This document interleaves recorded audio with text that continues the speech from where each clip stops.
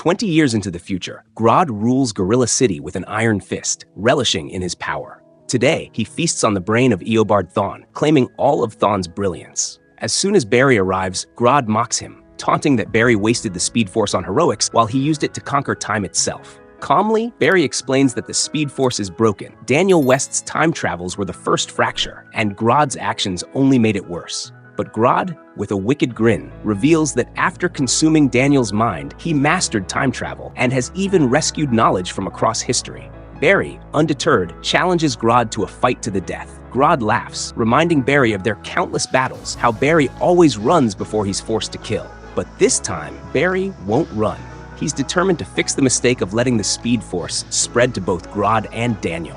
The fight is fierce, with Barry's speed barely keeping him ahead of Grodd's raw strength. Eventually, Grodd pins Barry down, confident of his victory. But in a lightning-fast move, Barry phases through Grodd and plants a micro-device deep inside Grodd's body. Moments later, a surge of energy courses through Grodd. The great gorilla falters and collapses to the ground, his reign brought to an end.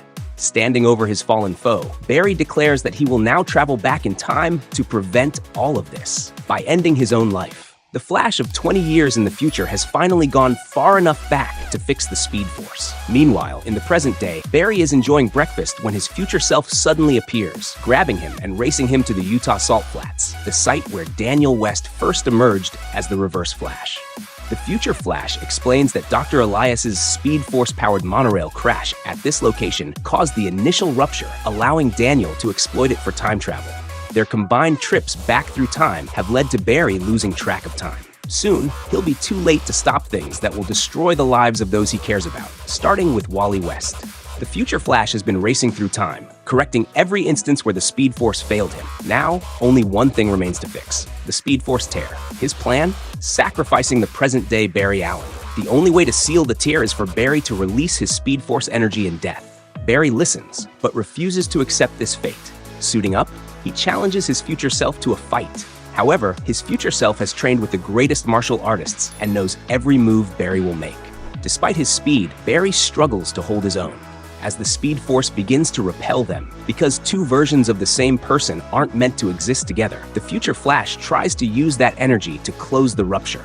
Just when Barry thinks all is lost, a third speedster appears, Wally West. Wally tells the future Flash he's been going about this all wrong. He spent years training to stop his future self from making things worse. Furious, the future Flash tries to kill Barry by hurling high-speed debris, but Wally leaps into the line of fire. Injured, Wally crawls to Barry's side, explaining that he can absorb the excess Speed Force energy to save him.